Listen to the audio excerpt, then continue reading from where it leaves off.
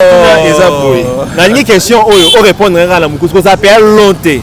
Frère Abiri, est-ce que vous que Batebele va alimenter, va vouloir dire que vous avez accroché la négo comme dans Mamouanza, mais est-ce que consciemment vous bien haut? Tant que ça la bémission, quand vous avez vraiment le serviteur que tu n'es pas que tu es devenu aujourd'hui dans le coma quitté, est-ce que jusqu'aujourd'hui vous entretenez toujours de bonnes relations avec héritier ou bien le fait déjà il y a comme un serviteur et mais un peu que ça la moi séparation contact les arabes vraiment les sous-soutés. Je parle maintenant là du royaume de Dieu. Pourquoi pas un jour nazala ke na telemi boye na ba convention muto ya bandolo bate omoni azalaka PD nga muto ko ya ba voiture wana zate batu bako koleza ba chel batu to fanda na bango nganda to mela diamba et puis batu to fanda na bango to mela na bango diamba na ebisa bango na bi moni jour okomona ngai devant batu oyebo lobike na bando mela la bishop abiri diamba nzamba modiri yo mbabo yokana nota lisono conduite nanga nakati ya pasi nakati ya banzala natikali kokoma PD te ndenge ba musu ba komi ba PD po tambola na voiture mbongo etikala ko influencer vie nanga te. Pourquoi? Parce que nayebi ke na serviteur de Dieu nayebi ke na koko bebisa tout mais image ya ki serviteur de Dieu kati nanga na ko détruire en te ezala otangisa ba makila osopa bazemi nga nazo ebisa yo que Jésus t'aime. Il te dit reviens à lui et lui il reviendra à toi. Koyoka sonité on a kokende ko sambela te parce que natangisa makila batu. Biso tout wana ba mabe yo kutoko za lotangisa makila batu. Mais muto asa pembeni na yo. So ba lobi ba betelo masolo ya mabe muto wana sala. Au mona ke yo muto tangisa makila. Peut-être oza no coup dans les bons. C'est-à-dire quoi? Nzamba boyi mutute. C'est-à-dire que ozala olongola bazemi. Oza lochela ba camarade na au poison na yebi ke na quartier wana moyo zonga liso ezate mais epa nzambe moyo osonga ezali yana batu mususu na quartier na bango tellement kasala batu mabe moyo zonga sous na quartier ezate mais Dieu te donne la possibilité là de revenir encore envers lui. On se reprend, c'est-à-dire que c'est ça le message de René Abir. Et puis boye bake René Abir est ton serviteur de Dieu na fimbu na kati ya temple. S'il vous plaît, na ye fimbu koti na kati ya temple. Si on va travailler malgré qu'on finga tout ça, on est au fond de toi que tu étais un serviteur de Dieu. Tu t'étais servi du média, tu t'étais servi de ta chaîne YouTube pour que au finga au sein mabe on se reconnaître. Est-ce qu'en ce moment-ci on qui se servir sous ce qu'on a média pe na canal na biso on senga pardon et na mutloko à Karine Mokozi au pays si on a janvier na nganga kutu oyebite oyebi libota na yete oyebi ate sika bimelelite opesa nganga $1000 nganga o aselo porte-monnaie magique ezaki ndoki opesi nganga o nganga fongolelo mabota o nganga selo protection nganga nini ko se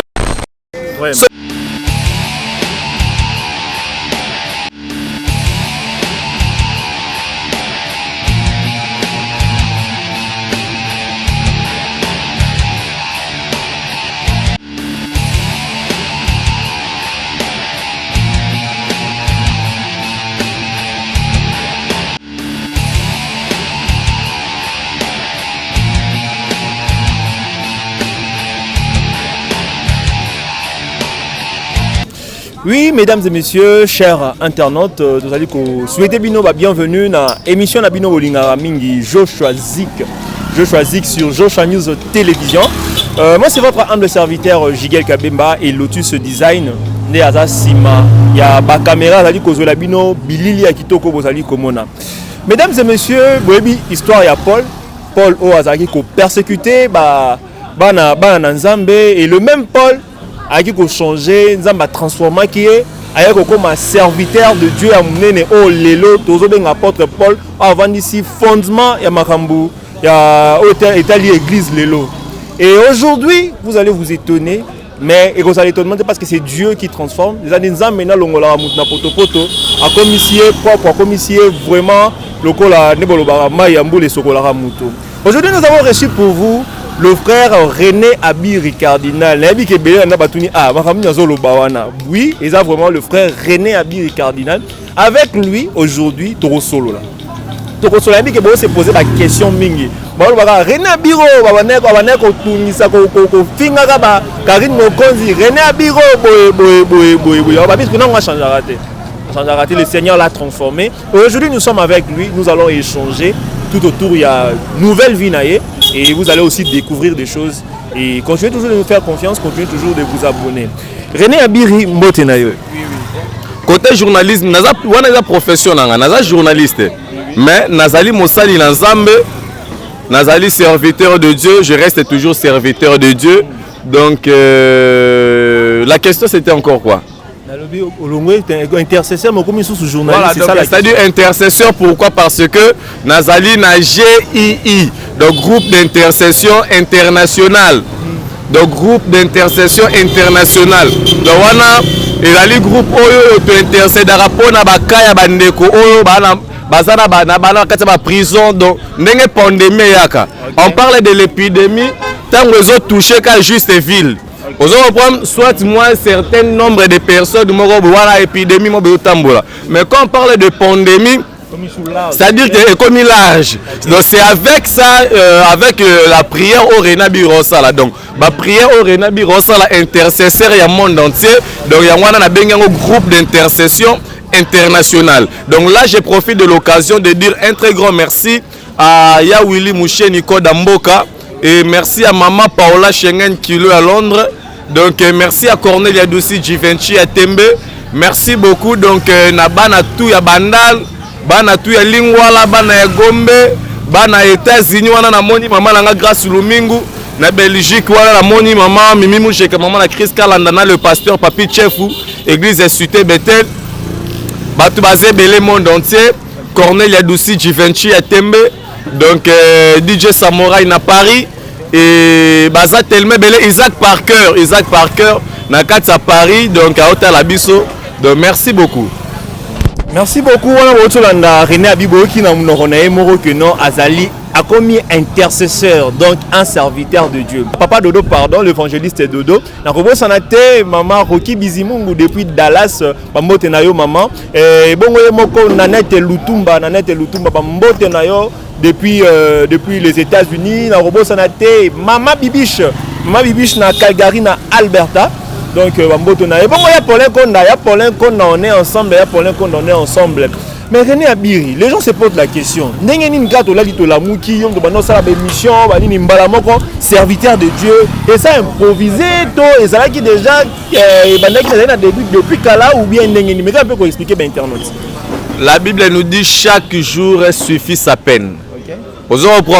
C'est-à-dire que chaque jour Dieu renouvelle sa bonté. Et chaque jour il y a toujours quelque chose de nouveau. Je m'excuse. Il faut écomer la moutou. On a vu à moutou. S'il n'y a pas de nouveauté, c'est-à-dire que moutou n'a pas coexister. Changement. Moi, changement, il faut ça. Okay. Chaque jour, c'est-à-dire qu'il y a les changements de jour. Et alors, chaque changement du jour, il faut pas changer quand on a quatre sa vie à moutou. Comment va jour réseau changer? Mais vie à moutou réseau changer. Lundi aux allées kandengoza. Si tu as samedi aux kandengoza. Mais pourquoi moto même à ta changement, il y a un jour, vie na réseau subir et en côté. On se reprend. C'est de la même manière na baba tout musu total la rabango na ba niveau ba marambo musu na spiritualité.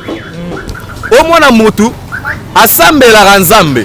À côté de l'église, à croire na Nzambe. Mais pourquoi même à ta bénédiction il y a journée, ils allaient toucher vie na été. On n'a pas de comprendre. Et là peut-être après on va quitter parce que salama que non bénédiction c'est après une année, 2 ans. Dans la vie, nous avons un problème aussi de temps. Okay. Nous avons un problème de temps et nous avons aussi quelque chose autre que l'homme doit se disposer aussi envers son Dieu. On se comprendre. Donc c'est un peu ça. Mais sinon René Abiri, ce n'est pas de moi-même. Et puis Namisa Late, Namokili Oyo. Il y a un Dieu qui m'a créé. Oyo a se permettre d'exister nangonga oyo ba oyo ba yebinga je suis né serviteur de Dieu na bandi osalela nzambe lelo te maman nanga aza en vie papa nanga aza en vie bandeko nanga baza en vie ozo comprendre basini ya kenga na mosali na nzambe ebanda ko se manifester à l'âge de 3 ans basini nini wana siko il faut jour oyamba mama soit tu papa nanga voilà ça viendra mais le quoi est présent yo moko le concerné le quoi ça biso que quel signe boy nezo là que ça réellement que j'étais sérieux là ça que dans la serviteur de Dieu bon sinon nga René Birinde nazawa de moi-même nakoko ya te devant batu na TV na banda ko se faire témoigner que noté nazali mosali ya nzambe na bandi ko se faire témoigner non grâce à ba témoignage na yo pe nzamba s'il vous plaît okay. Wana balobi mais moi je parle na ndenge o makomi ndenge zaleleli na ete sozo comprendre c'est-à-dire que nakoko ya te na miso batu na ndenge na nga moko je suis un serviteur de Dieu et croyez en moi et faisais ceci non la Bible nous dit l'esprit est lui-même rend témoignage de ce que nous sommes enfants de Dieu. Okay. Maramna bozambe ba force angote. C'est-à-dire que ato forcer ango ndenge nini, ato bombi ango ndenge nini, suka na suka se osani et ko finir na ko se faire apparaître. Mais René Abir, il y a de ces personnes pewana bazaba serviteurs de Dieu. Peut-être témoignage européen ça par rapport à vécu na yo, les choses qui t'a confirmé, qui t'ont confirmé réellement que tu es un serviteur de Dieu qui peut aider bao bazana nous ba yebi vraiment lo ba comprendre yango de ça ba comprendre que loko mona ki wana eza réellement appel ensemble loko boyenge lo ba boyeno nzamba za na posa na obeto so za la ignorance yango to senga yo quand tu me dis qu'il y a eu le signe c'est aussi une opportunité, une occasion. Que non, mes frères, moi j'ai rencontré Dieu de la manière suivante. Quand j'étais enfant, tout ça, un témoignage de sorte qu'il va comprendre vraiment ton message. Je pense que ce n'est pas une émission de témoignage. Je le sais. Ce n'est pas une émission de témoignage, s'il vous plaît. Ceux qui ont besoin d'émission et témoignage, là vraiment, dispose-toi. Où est la résidence, tout ça, l'émission est témoignage et je vais te parler des signes à long et à large. Donc je pense que ça émission aux vraiment à pied levé, ce n'est même pas préparé. Sinon, il y a vraiment des signes. Parce que Kobota Mananga Renabiri et Zala miracle. Kokola nanga miracle. Tina Lelondo Moninga non vivre. Je vis que de miracles dans ma vie. Donc c'est-à-dire que nakoki komi ça la témoignage nanga mon côté. Vous comprenez? Mais na oyongai na yebi, celui qui m'a appelé témoignage na ko ebisa batu tout court. Onga na yebi, celui qui m'a appelé, il est vivant. OK. Témoignage onga na ko ebisa monde entier. Ezara que non, celui qui m'a appelé, il est vivant. Et il te dit ma soeur, mon frère, approche-toi de lui. Vous comprenez? Approche-toi de lui, viens vers lui et il viendra vers toi.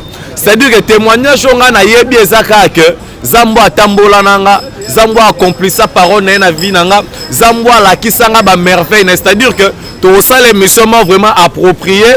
Oyo nazo sala bandeko mususu baso ya déjà baso ya mbanga, on va plutôt parler sur les témoignages sur ce que René Abir a vu marche pour foyer ba René Abir atambola pe ensemble. Et petit lelo pe no tambola ra ensemble. Vous savez er na songele mama Zambe, mama Bonzambe.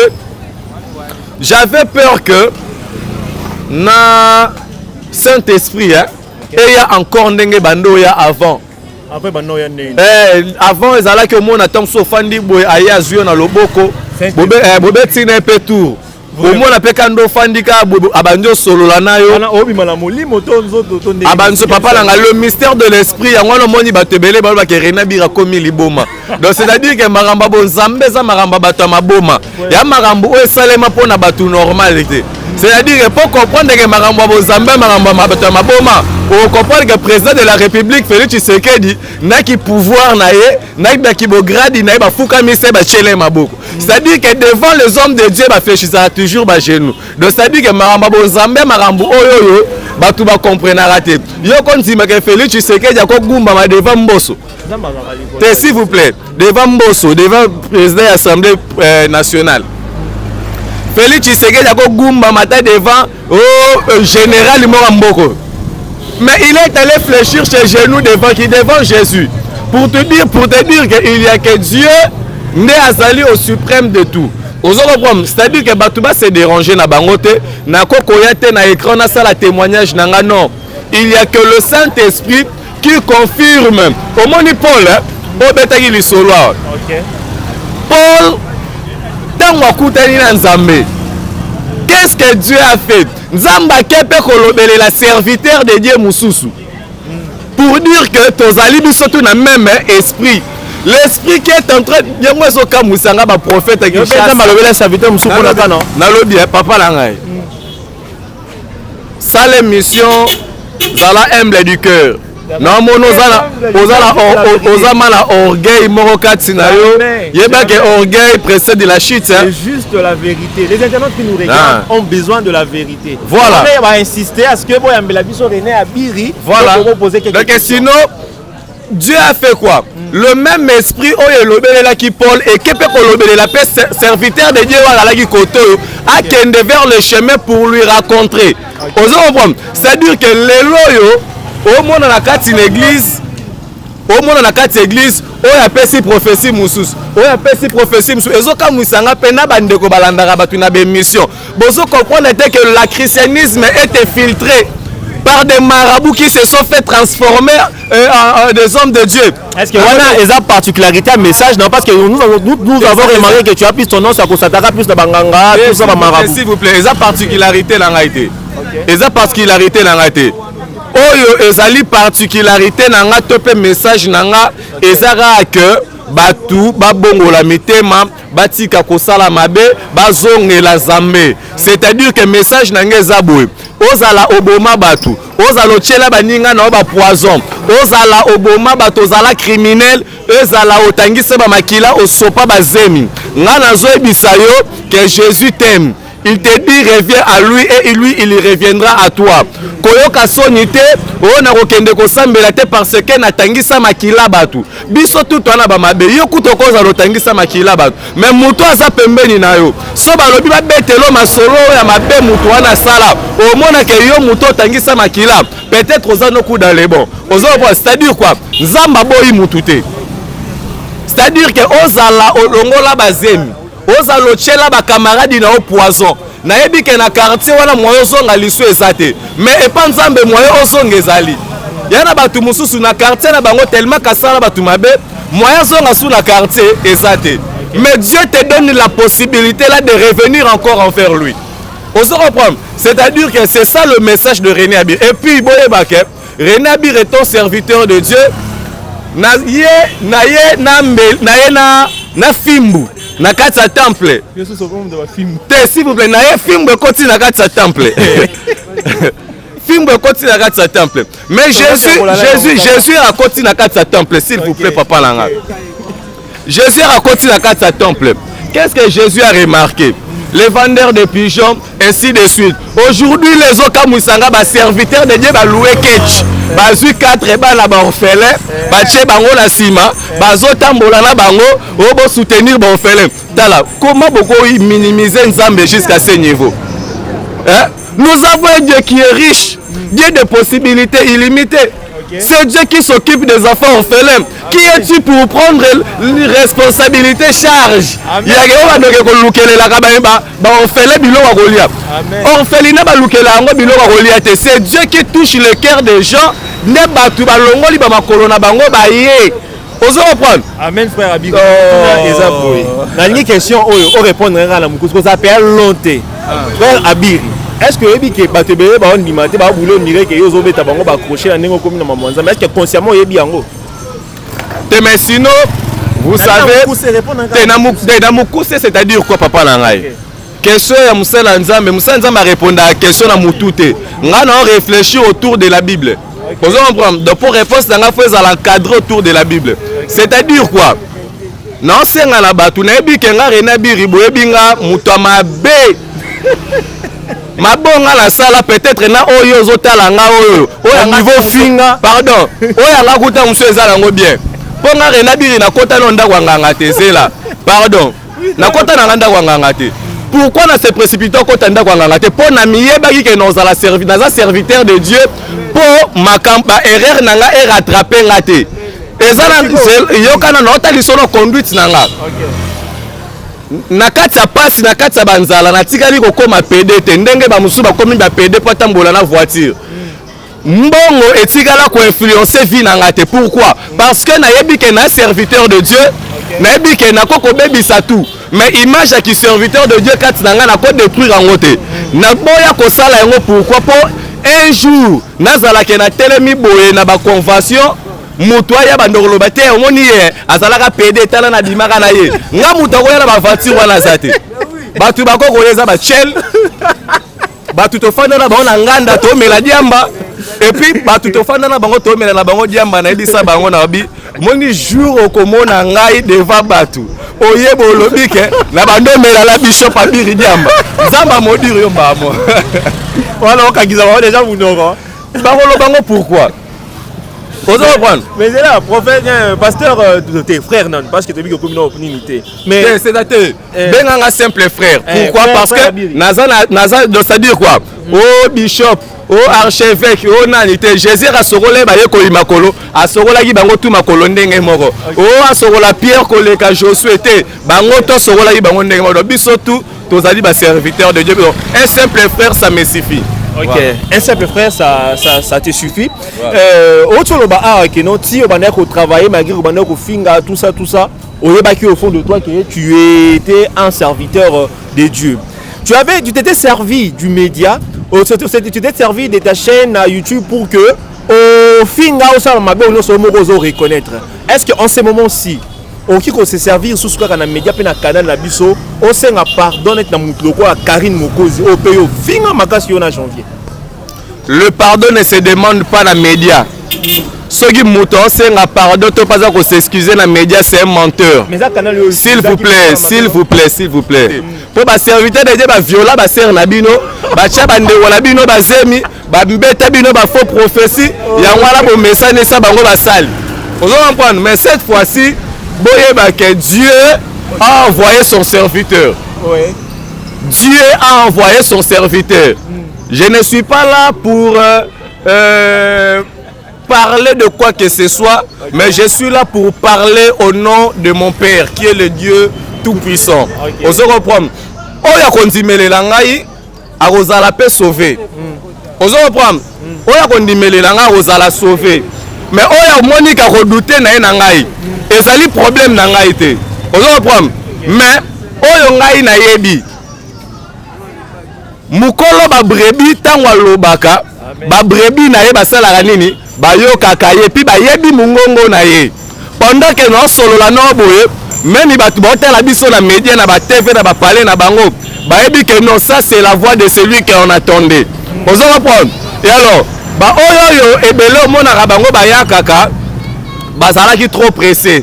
Osons reprendre. Voilà pourquoi Bible Loba la biso que nous voulons reconnaître par leurs fruits, par leurs œuvres. Okay. Mais sinon, moi René Abiri, je ne peux pas témoigner de moi-même. Okay. Mais la Bible qui nous dit, le Saint-Esprit elle-même qui rend témoignage de nous que nous sommes enfants de Dieu réellement. Oui. Il vous parlera aussi, même par des songes, même par des rêves.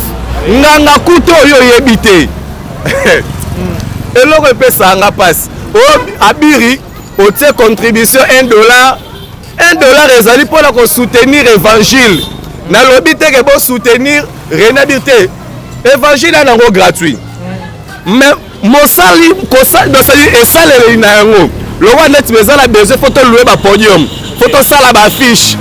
Yango na lancer opération $1. Na bandeko bazala besoin changement zala. Au contribuer à parti politique. Parti politique bo comme na période d'élection bo pété. Bo be pouvoir té. Au pesimbongo na nganga. Nganga kutu o yebité. O yebi libota na yete. O yebi te sika bimelelité. O pesa nganga $1000 nganga o aselo porte-monnaie magique. Eza kindoki. Opesi nganga nganga fongolelo mabota o nganga selo protection nganga nini ko selo protection ce qui nous embête.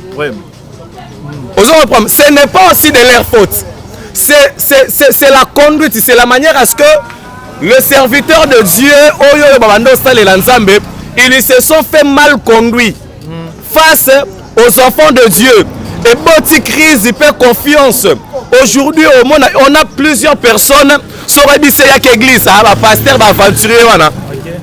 C'est-à-dire quoi? Peine à torter. Suite, il y a un comportement qui va vivre. Na ba méchanceté ba monye ba sali na nzambe ainsi de suite. Je leur dis maintenant ceci. Je sais que vous avez été blessés. Vous n'avez même pas la place pour pardonner les serviteurs de Dieu. Mais je vous dis de nous excuser. Osons reprendre. C'est-à-dire qu'au nom de tous les serviteurs, il y a le monde entier. Parce que Rena Biri Nazali na groupe d'intercession internationale. Biso de bonne la rapport na monde pour na mutu morote. Donc cas général la monde bandeko bana ba hôpital ba témoignera ba bengaka to priera pour na bango. Mais sinon je leur demande pardon. Osons reprendre. La sengi bango pardon. Ezali faute na bangote mais ezali faute ya banzala, ya ba piaka, ya ba situation ya mboka, ya ba malgérance ya ba gouvernement ainsi de suite. Osons comprendre. Eza ba difficulté outi moi ba place ebele. Mais maudit soit celui qui fait l'œuvre de Dieu non seulement avec négligence, mais avec intention de se faire enrichir. On ne vient pas s'enrichir dans l'œuvre de Dieu. Osons comprendre. Quand vous vous engagez à devenir serviteur de Dieu, sachez que vous êtes devenu un esclave. Moumbu. Le logo mon a passé non est biso papa langai. Ba marambo ezale belé to sala émission to kolobelela. Mais sinon na sengi na bandeko oyo tout ba pesa ki confiance na ba marabout na banganga ainsi de suite. Veut dire que bon ça la effort, il est temps pour vous que Jésus vous appelle. Nganga na miracle monta ko sala oyo ko impacter vie na yo. Bana protection monta malamu bako pesa na vie na yo. Je vais te montrer un Dieu qui est puissant, le Dieu de possibilités illimitées. Zambo aza capable ya ke mutu loboko eze ko katana to prier loboko pe zongi. Ah, c'est gabo. Vraiment. C'est impossible. C'est impossible. C'est impossible.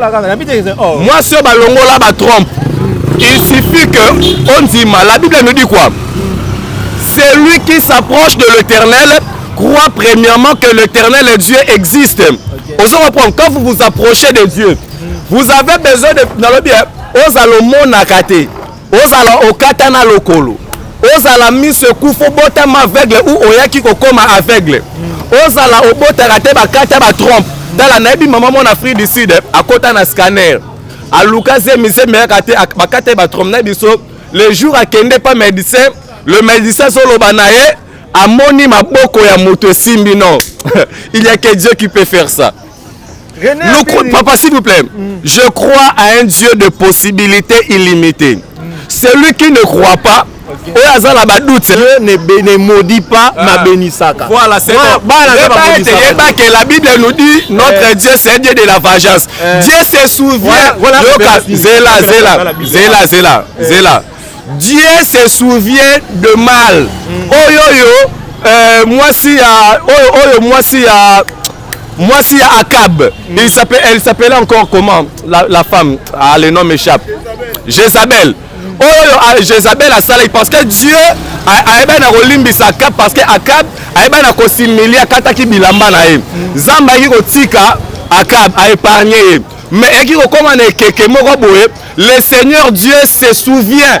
Ozo reprendre na makambu oyoyo ba Akab ba salaki. Donc c'est-à-dire que na yo na ye na bango. Dieu va se souvenir de vous comme Moïse Zéla. En bien. Oyo. Malheureusement, elle n'est pas satisfaite par rapport à votre réponse, mais tellement que tu dis que non, tu es conduit par le Dieu Tout-Puissant. Donc c'est ça le plus important. Mais, comme d'ailleurs, vers la fin, question d'Anga Ezaboué. Tant qu'on a ça la bémission, quand aux Akina nous vraiment le serviteur que tu n'es pas que tu es devenu aujourd'hui dans le coma quitté, est-ce que jusqu'à aujourd'hui vous autres entretenez toujours de bonnes relations avec héritiers ou bien le fait déjà il y a comme un serviteur et mais qui a un peu que ça la moi séparation contact les arabes vraiment les sous-soutés. Être un serviteur de Dieu, Eli Golobate que batutu nazala ina bango na relation to ebana na bango na kima bango to pe na tigana comme rotala bango na regard du moro non. Dieu m'a fait grâce de se connaître na héritier Watanabe. Dieu m'a fait grâce de se connaître avec Général Defao. Dieu m'a fait grâce na président de la République Nabiso. Ayebingai. Dieu m'a fait grâce na Kabila, notre président Motema Maman Olive na Pesimbote. Ayebinga. Dieu m'a fait grâce. Kofelo Mida Ayebinga. Fali Poupa Ayebinga. Ferregol Ayebinga. Bina File. Tous les artistes et musiciens Ayebinga et des acteurs politiques.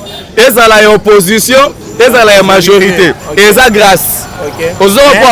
S'il vous plaît. Si Dieu a permis que Naye Banana Batouana, c'est parce qu'il y a un plan de Dieu. Ils ont un plan et un Nzambe. Ils ont c'est-à-dire, le quoi le a comme aussi ma Bible, moyenne solo la lisusu na héritier watana des athées. Parce que non, non, la maramune les sous-soutés. La minute songa na la makambu ya bonzambe.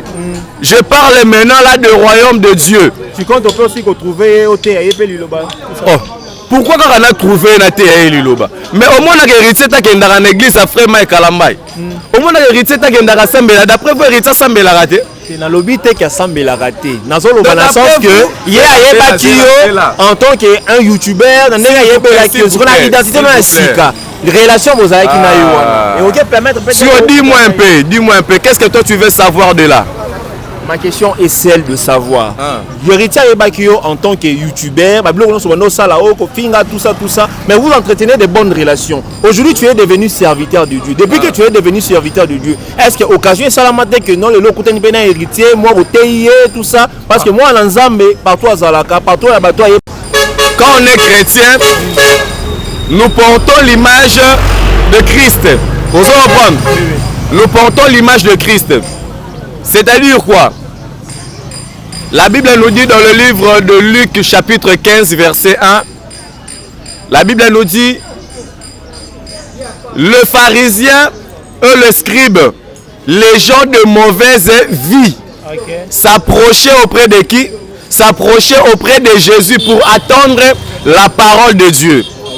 Et bien, Sabino Libakute. Héritier Watanabe, oh Falio Kingani, oh Weranson. Ce sont aussi des enfants de Dieu. Mais comment vous pensez que parce que vous êtes à l'église, parce que vous prenez la Bible, vous partez à l'église, que vous êtes enfant de Dieu et que vous êtes enfant de Dieu. Hein? Mais non. Pourquoi parler de choses le quoi héritier, je lui connais, c'est mon vieux.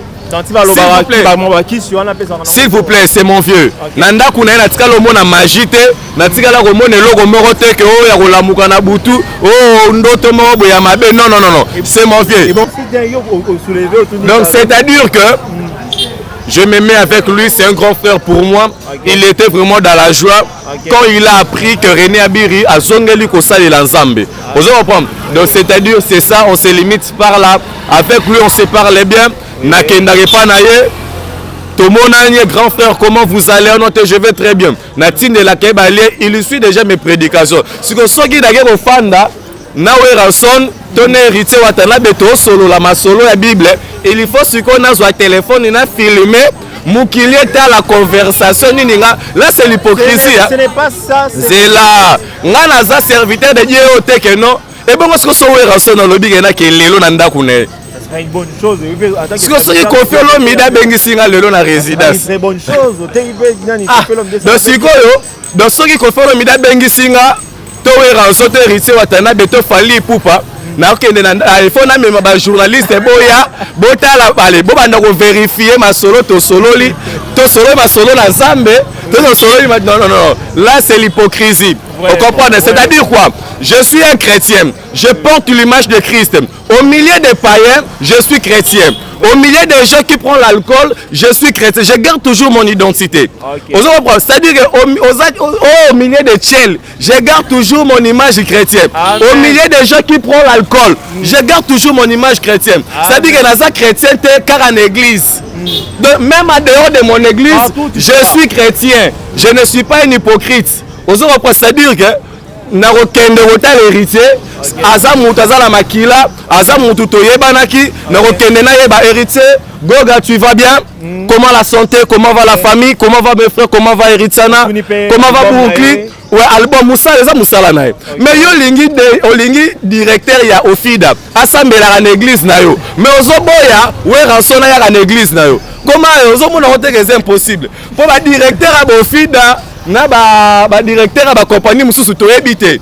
Yo za la confiance à directeur il y a réseaux sociaux moko boye soit il faut d'accord ayaka l'église na yo asambela mais ceux qui oué randa asambela l'église na yo et communauté pasteur akoma ko sangana na ba païen c'est tout le monde à niveau wana ce n'est pas un niveau tout le monde à niveau wana ce n'est pas bon. La discrimination. Vers la fin de trois questions. Mais je vais profiter de l'occasion pour nous repérer ça des Costa Yuma, des Costa Yuma. On est ensemble. La robot s'en a été chargé Marcel, chargé OTT Marcel. Donc Elengi, vraiment, il y a grave. Oui, frère René Abiri, comme mais bal les étés ba autorité à Mboka. Puis parce que on va suspendre encore, je sais pas si vous êtes au courant. Bal les ba konzi à Mboka te. Basala ba chanson oyoyo ezali kotinda batu na unité na amour ezali ko motiver batu encore ya koluka parce que toyebi mboka na biso na minute o tozali na crise sur tout, c'est-à-dire sur tous les plans.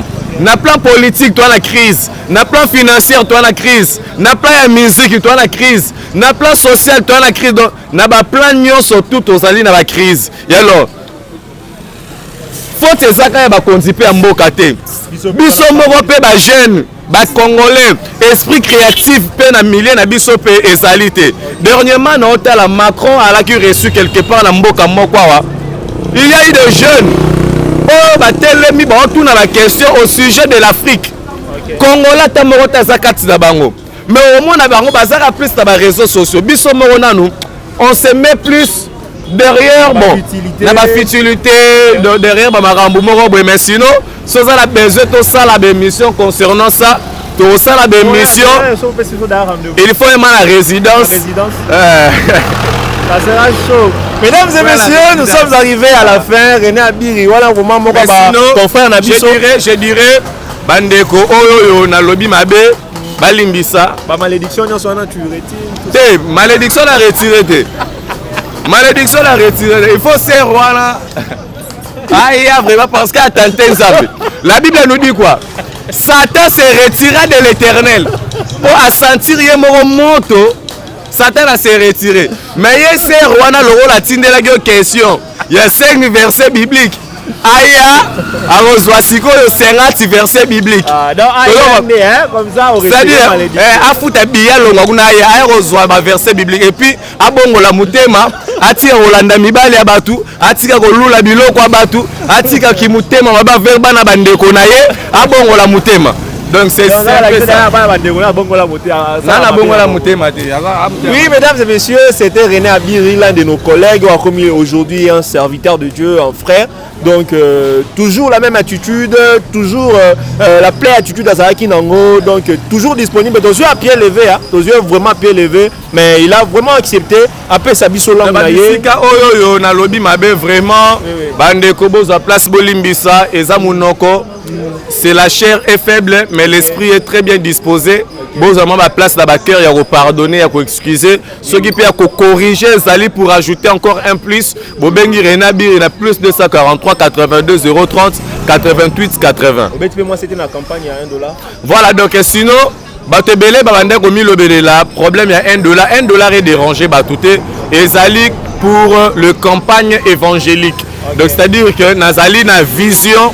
Oyo nazali ko se préparer pour na terrain oyo ezala na terrain ezala njili terrain anani lotis terrain Sainte-Thérèse nazo on se préparer pour na terrain Sainte-Thérèse pour il nous faut vraiment qu'on lance campagne pour plutôt gagner ba âme donc batuba jouir encore batuba yoka banzembu ya nzambe batuba bina batuba yoka parole na nzambe et ça aura vraiment quelque chose de bien. Voilà, de bon s'inquiéter, ce n'est pas de soutenir René Abiri. René Abiri, je suis bien soutenu et bien pris en charge par Dieu lui-même. Vous comprenez, donc c'est un peu ça. Oui, mesdames et messieurs, le serviteur de Dieu René Abiri, Yebisibino, Union Sacrée, ça passé, un message concernant Mambuya, Bonzambe, la vie chrétienne. Donc c'est un peu ça. Donc le plus important pour lui, à ça la Ezali Moussa Nanzambe, Oyarondimaye est allié, Oyarondimaye va avancer, Abik et les brebis va reconnaître la voix, il y a Moussa Linaye. Donc mesdames et messieurs, comme je vous le disais, nous sommes arrivés à la fin. Nous sommes merci, nous sommes la mission et Bandelipe Nasuka. Tout ce qui est critique, tout ce qui est message important, nous sommes disponibles, nous sommes ouverts. Vous continuez toujours comme ça la confiance dans Joshua News Télévision. Vous s'abonnez massivement et vous ne serez pas déçus. Moi, c'est votre humble serviteur Didier Kabimba. Et derrière la caméra, c'était Lotus Design. Tout le monde à la prochaine occasion.